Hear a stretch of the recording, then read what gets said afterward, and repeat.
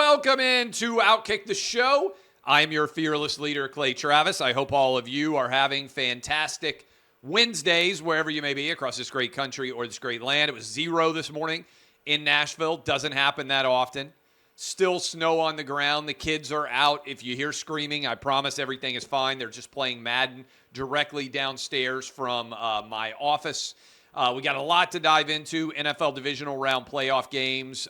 Which ones are we looking forward to the most? Letting you know there's going to be a show a little bit later this afternoon with me and Kelly Stewart, the Fade, the gambling show that we do, breaking down all 4 of the divisional round playoff games that is to come. Alabama getting hammered in the transfer portal. Is the Dynasty really now becoming apparent how connected it was to Nick Saban? I think the answer is yes.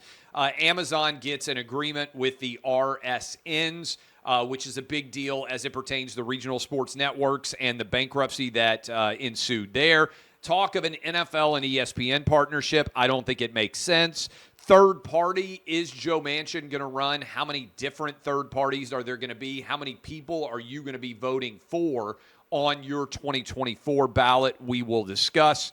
And also, Dalton Knecht.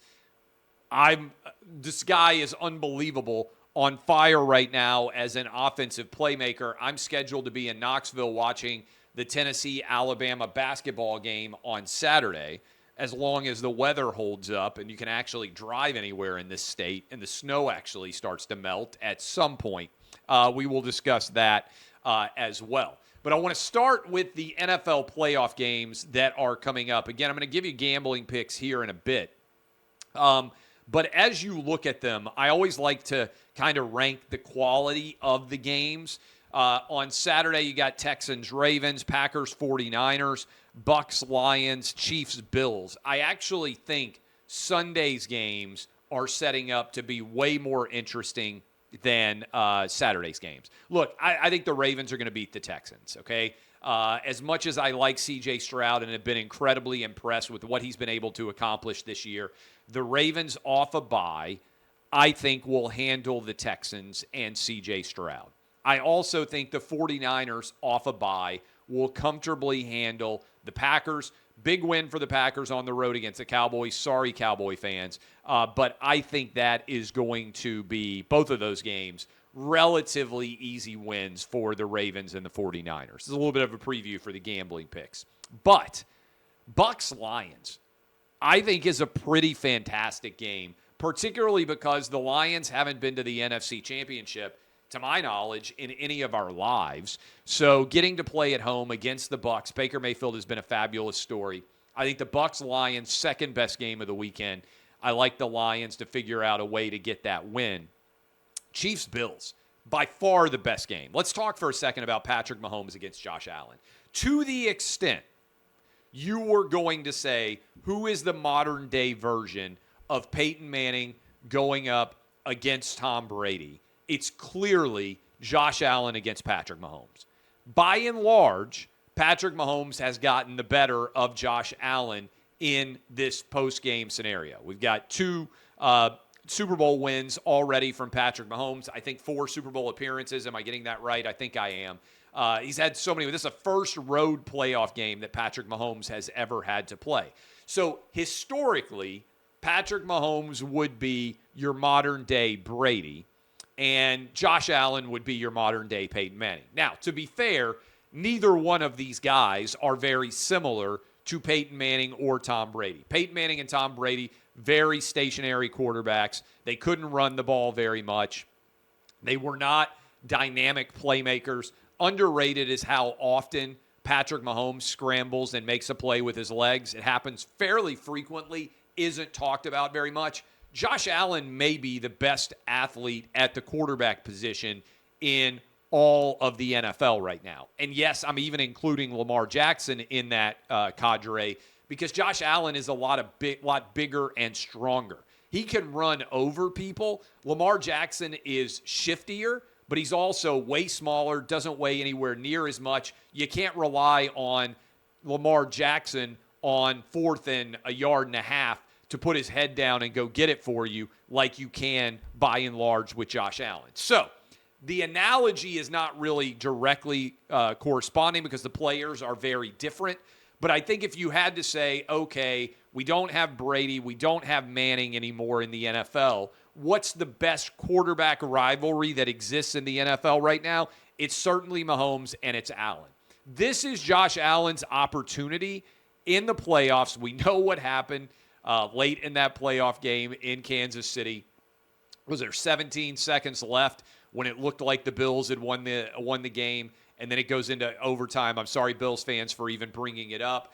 You give an opportunity for a field goal when it looks like the Bills have absolutely won that game. My point on this is, much like Tom Brady won all of the early games that really mattered in the postseason, and you could never get over the hump if you were Peyton Manning, that's Josh Allen right now. But I feel like this year, Josh Allen and the Bills on a roll since they were sitting at 6-6. I feel like the Bills are going to win this game on Sunday against the Kansas City Chiefs. Can't wait to watch. Mahomes has not been helped by his receivers all year. What did Travis Kelce have? 3 drops. Didn't end up mattering because they won comfortably against the Bills. Against the Dolphins. I feel like Josh Allen and the Bills are going to get the win over Patrick Mahomes. The NFL's modern-day version of Brady Manning is going to continue, and I can't wait to watch. It is by far the best game of the divisional round. That means we went 3-5 in the gambling picks last week. We'll discuss it in more detail on the gambling show with Kelly. That means I think the Bills are going to win.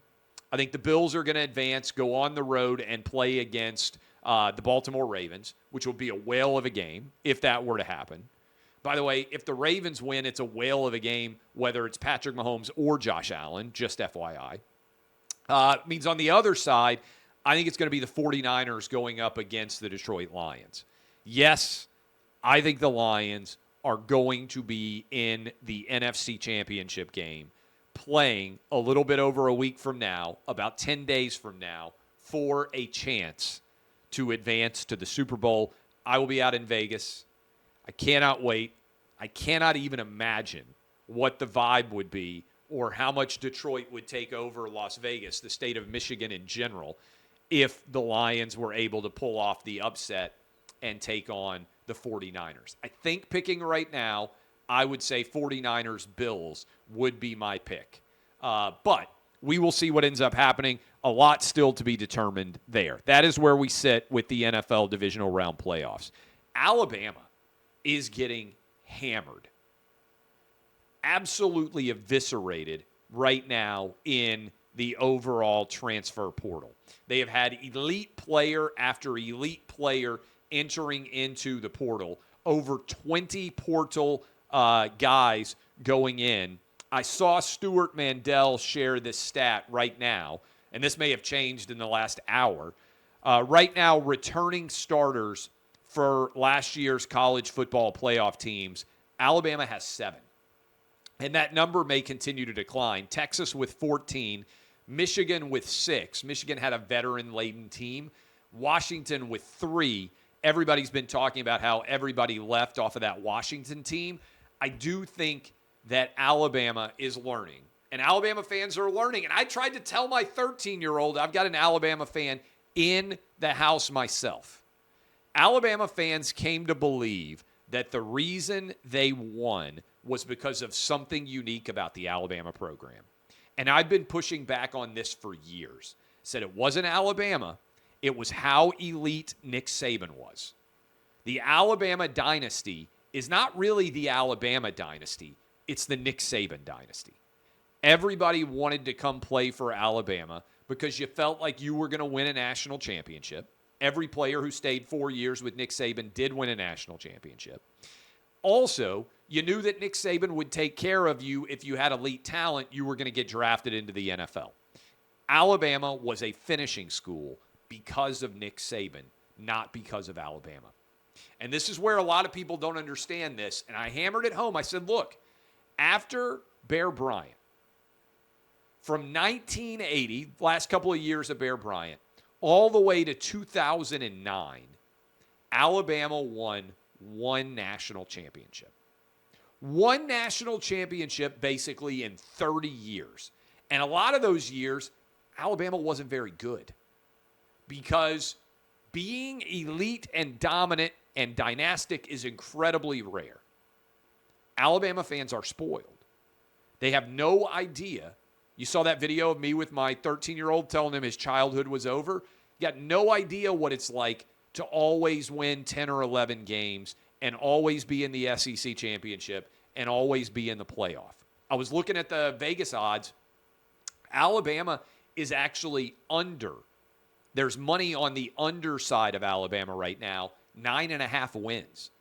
That means Vegas right now is saying Alabama's going to go 9-3 is the most likely outcome in 2024. If that happens, Alabama fans are going to act like the sky has fallen. God forbid they ever go 8-4 or 7-5. They have no conception, young Bama fans, like my 13-year-old, of what the reality of college football is. And I've been arguing for a long time that Nick Saban would have done at Alabama what he did at LSU. He would have done it. At Georgia, he would have done it. At Tennessee, he would have done it. At Auburn, he would have done it. At all of the historic top 5 or 6 programs in the SEC. I think he would have done it at Texas. I think he could have done it at Oklahoma. Nick Saban would have had that same level of success. It wasn't Alabama's dynasty. It was Nick Saban's dynasty. And what you're starting to see is the slippage in the tide. Now, partly NIL related, but this is important. Alabama is not fabulous when it comes to NIL. This is one of the issues. We just talked to Senator Tommy Tuberville about this on Clay and Buck. This was one of the issues that Alabama had in general. They don't have super wealthy alums like a lot of other SEC schools do. Arkansas has way more rich fans than Alabama does. Texas A&M has way more rich fans than Alabama does. Tennessee has way more rich fans than Alabama does. Alabama is not an historically wealthy program. There are not billionaire Alabama fans. Heck, Tim Cook, who is the CEO of Apple right now, huge Auburn guy. Auburn has way wealthier alums than Alabama does.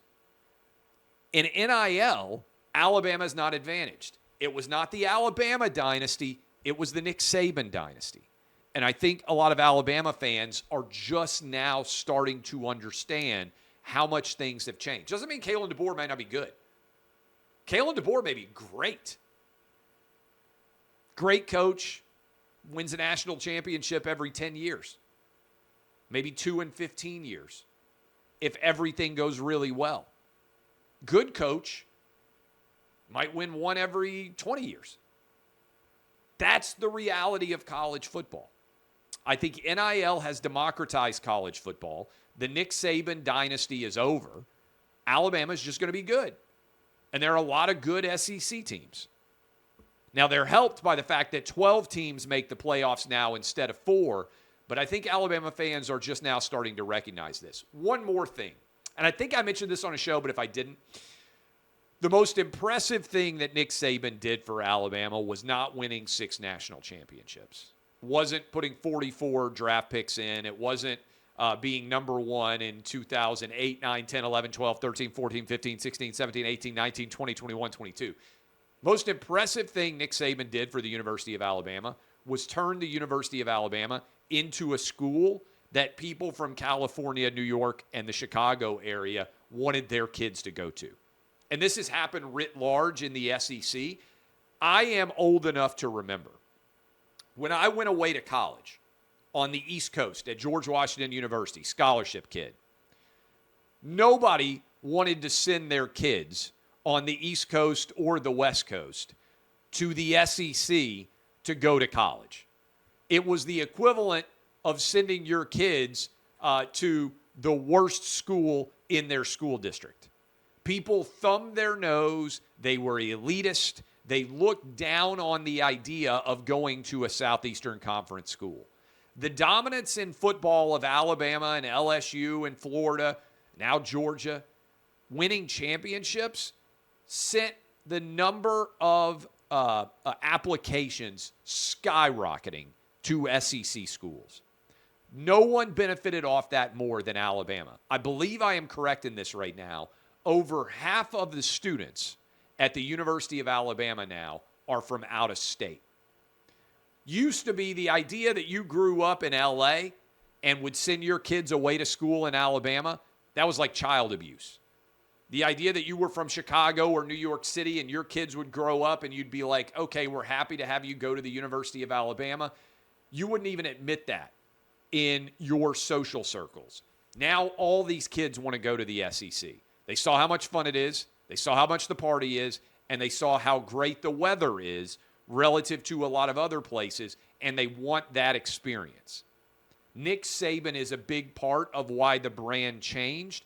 And he brought in, this is no exaggeration, billions of dollars to the University of Alabama that never would have been there but for the football success that Nick Saban had. I don't know that I talked about that enough last week, and I wanted to make sure that I hit it this week. I can't remember if I talked about the actual business side impact of Nick Saban, which was and is absolutely seismic. Talking about business, there's two different stories out there, that I saw that relate to business. Over the weekend, I think it was on Friday, the New York Post reported that ESPN and the NFL network were potentially, so-called NFL media, but basically the NFL network, were potentially in a partnership. This makes zero sense to me.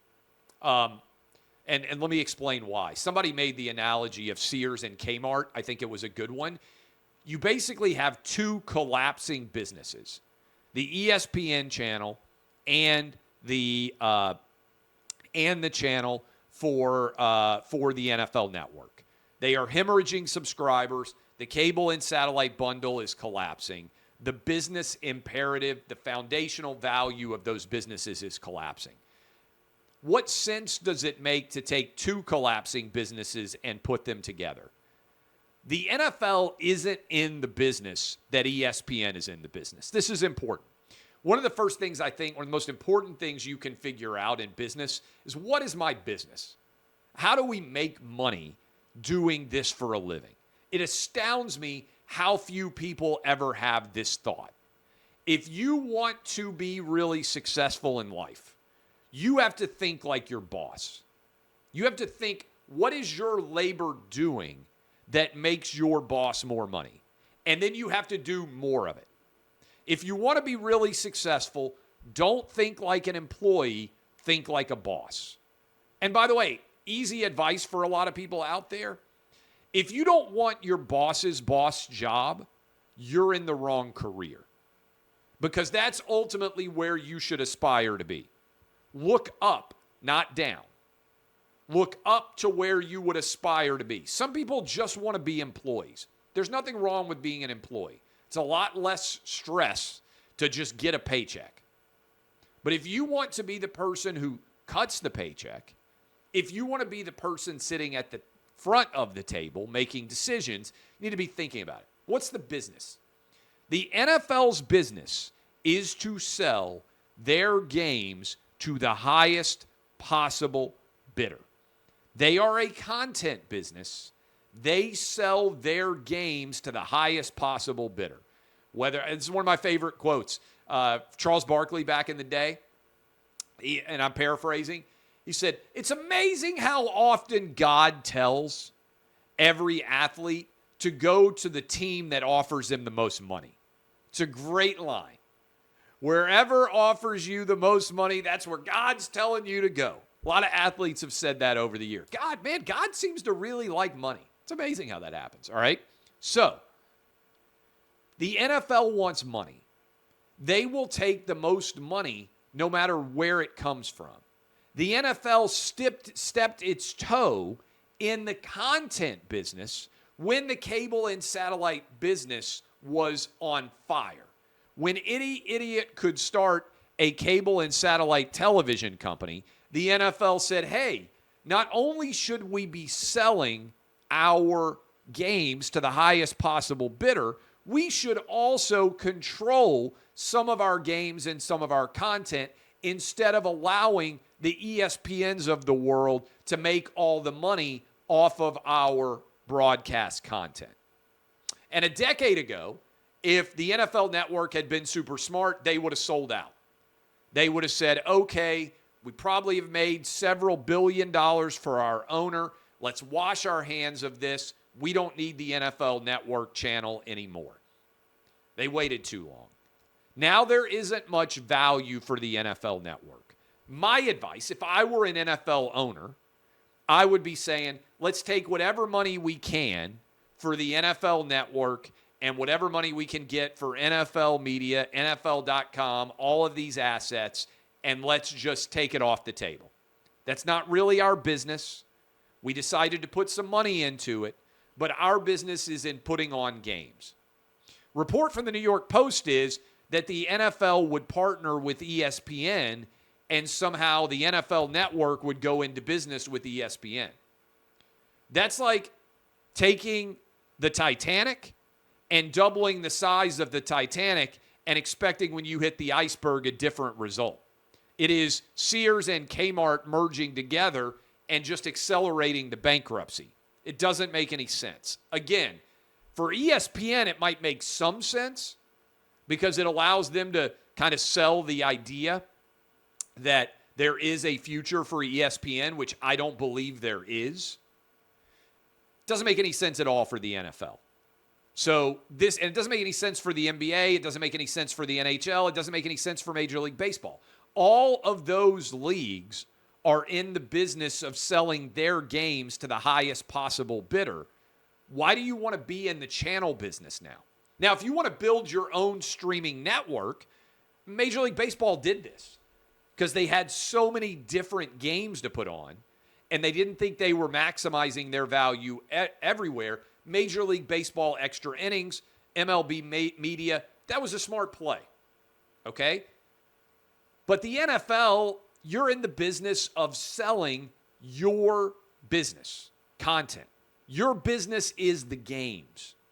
What is the business? Understand it. It doesn't make any sense to partner with ESPN. And nobody, again, sometimes I look back at this and I'm just like, man, there's a lot of really dumb people in our industry. They just don't get to the essence of what a business is, what should be happening, what rational decision should you make? And that ties in with ESPN. Everybody's like, ESPN's trying to desperately get out of the ESPN business because ESPN, what is their business? They're a middleman. By and large, ESPN makes all of its money and makes almost all of its audience based off renting the games from the leagues and distributing them. ESPN is in the distribution business. By and large, they don't make money off the Stephen A. Smith, Pat McAfee. That's just shoulder programming that allows them to exist between games, right?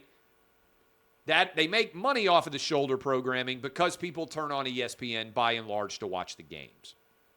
Okay? Games are really expensive because you have to rent the games. You never own them, you rent them. So ESPN, people are like, oh, Clay, you don't know what you're talking about. ESPN made X number of dollars last year. One, there's accounting tricks, right, to try to maximize revenue. But two, all of that money is vanishing just based off college football playoff, how much more an expanded college football playoff is going to cost, and how much more the NBA is going to cost. I don't think that ESPN can afford both of those things. They already had to walk away from the Big Ten. I don't think they can afford to buy the entire NBA package that they have right now, which not that many people watch, and also take on all 12 playoff games. They might have to sell some of those playoff games back to even be able to make a profit. This is desperate. ESPN is in dire straits. They are desperate because if the leagues decide that they want to sell to Amazon or Apple or Netflix or Google, if any of those big tech companies decide that they want to get into sports, ESPN's business is over because all of those companies can pay way more than Disney can possibly afford.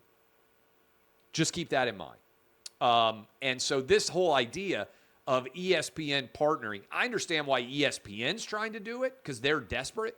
The league partner make no sense unless they're just selling their channel to ESPN. And this ties in with the second news story that is out there. Amazon and the RSNs are now going to have a relationship. The regional sports networks. This is how most people watch the NHL, the NBA, Major League Baseball. The Diamond Sports Group. Let me give you a little bit of a quick history for those of you who don't know the business side here. So when Fox sold its assets to Disney, Disney paid $71 billion to Rupert Murdoch for a huge amount of Fox assets. They got the Fox studio, 20th Century Fox, 21st Century Fox. They got all of the RSNs. They got a bunch of the cable channels. Basically, Fox decided they didn't want to get into the streaming business, and they sold almost all of their entertainment assets to Disney. Department of Justice came out and said, ESPN, because of ESPN, Disney, you cannot keep all the regional sports networks. So Rupert Murdoch sold those, if I remember correctly, for about $20 billion. Disney then has to sell them for about 10, and now they've all gone bankrupt. Okay? It's one of the craziest collapses in sports media history. Now Amazon has entered into a partnership to buy a minority stake in these broken, bankrupt regional sports networks. And this could be another big step that Amazon is taking to end up in a position where they are going to be able to take over a lot of the overall business assets. And effectively, my prediction is Amazon now is building out an ESPN Plus streaming platform as a part of Amazon Prime that is likely to have more desirable assets than what ESPN is able to put out there. And the real value for ESPN is not the existing business, which is collapsing. It's in the assets that they have for the games now. That's the only reason people would buy them. By the way, some people say, okay, if the cable and satellite bundle is collapsing, which it is, and which if you've been watching me for a decade, I've been telling you this was going to happen, and nobody believed me. You go back and read when I was writing this in 2012, 2013, 14, all these years writing it out, no one bought into me being right. I was 100% right? Disney stock has not moved in a decade because, by and large, cable and satellite bundle was a huge part of their profit. Okay. By the way, they paid Bob Iger $31 million for what last year? It's good work if you can get it. I don't think Bob Iger did anything I wouldn't have been able to do. I might have been better at it, just FYI. But if you look right now at the way this is all shaking out, people say, well, all cable and satellite is done for. I don't think that's true. I think news is still going to matter. People say, okay, well, if ESPN's collapsing, and you're right about that, why wouldn't Fox News and MSNBC and CNN collapse? Well, because I think news is still going to have great value. Also, it doesn't cost much. It doesn't cost anything to cover the New Hampshire primary compared to how much it covers to put on the Bills game against the Chiefs this weekend. The fixed costs for ESPN are billions of dollars a year. The fixed costs for Fox News or CNN or MSNBC are very small. Basically just a studio flip a camera on. Now there's ancillary employees and everything else, but you can't exist as a business at ESPN without spending billions and billions of dollars a year on the games that you rent from all the leagues. There is no exclusive access to covering a presidential campaign or to covering the news. It's not cheap, but it literally costs pennies or nickels on the dollar compared to ESPN. So the profit margin for the news networks, I think, is going to remain fairly consistent for years and years to come before there's any major concern Is the profit margin going to decline? Probably. But you're not talking about the Titanic like you are with ESPN. There's a big difference in the business imperatives there. By and large, news networks don't rent. They own, and they cover the news as opposed to renting games, which is the entire business of ESPN. A couple of other things. Dalton Knecht. I am 44 years old. I have been a Tennessee basketball fan, long-suffering, trust me, my entire life. The best Tennessee basketball offensive players that I have ever watched multi-year to start with, Allen Houston and Chris Lofton. Best scorers, a lot of you will know those guys. Best offensive players. I think that Dalton Knecht is better than both. Now, he's only been there a year, but I think he is far more athletic and can score on every different level far better than Chris Lofton. Chris Lofton was an incredible shooter, wasn't particularly tall, wasn't particularly great at putting the ball in the basket, finishing at the rim. Dalton Knecht is a better offensive weapon than Chris Lofton. I think he's also better than Allen Houston. Now, Allen Houston, a little bit more difficult to assess because the three-point shot was still early in his career, and the surrounding talent on the Tennessee basketball team when he was there was atrocious. But I think Dalton Knecht is better at getting to the rim and finishing than Allen Houston was, and I think he's also, frankly, just as good of a ball handler. This is based on my recollection. It's now been 20-some-odd years, 30 years, whatever it's been since I watched. Tobias Harris is the other elite offensive player. He was only there his freshman year. Dalton Knecht's better than he is. Grant Williams was great. Didn't have the different layered games, right? He's developed a three-point shot now. He didn't really have it when he was at Tennessee. A lot of good players. I think Dalton Knecht, not all around. There have been better players defensively, everything else. Scored 39 points last night against Florida. Just scored 36 against Georgia. Elite offensive player, the best offensive player in terms of scoring the basket and being able to score from anywhere on the court that I believe I have ever seen with Tennessee. He may be the best player in the SEC this year, and I think he's certainly going to be a first-round draft pick. Certainly, maybe his age works against him a little bit, but he is making grown man plays right now. Pretty extraordinary. Finally, I want you to pay attention to this. Third party. We know that in 2016, Trump won, if you look at the margins, probably because Jill Stein was on the ballot for the Green Party.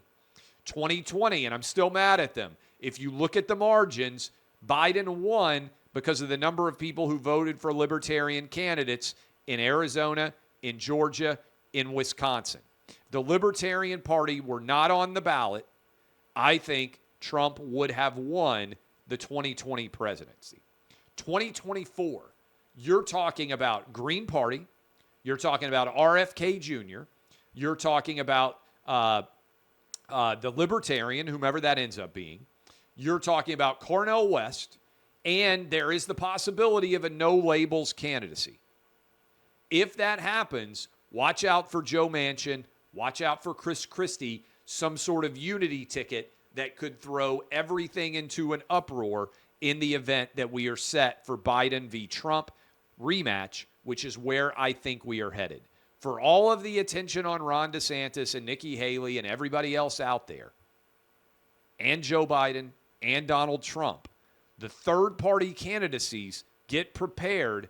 In 10 months, you may be going to vote with 7 names on your ballot in some states. This could be a monstrous part of the overall story. Just file it away. It is, I think, a significant aspect to the story as we continue to break all of this down. All right, I am Clay Travis, DBAP unless you need to SBAP. Kelly Stewart and I are now going to be doing a gambling show For all of you, it'll be up later this afternoon, evening to get you ready for the divisional round of the playoffs. I'll be back tomorrow with you. Same bat time, same bat channel. Survive the cold as best you can. At some point, I think all this snow has to melt and the kids have to go back to school. DBAP, unless you need to SBAP. I'm Clay Travis, and this has been OutKick, the show.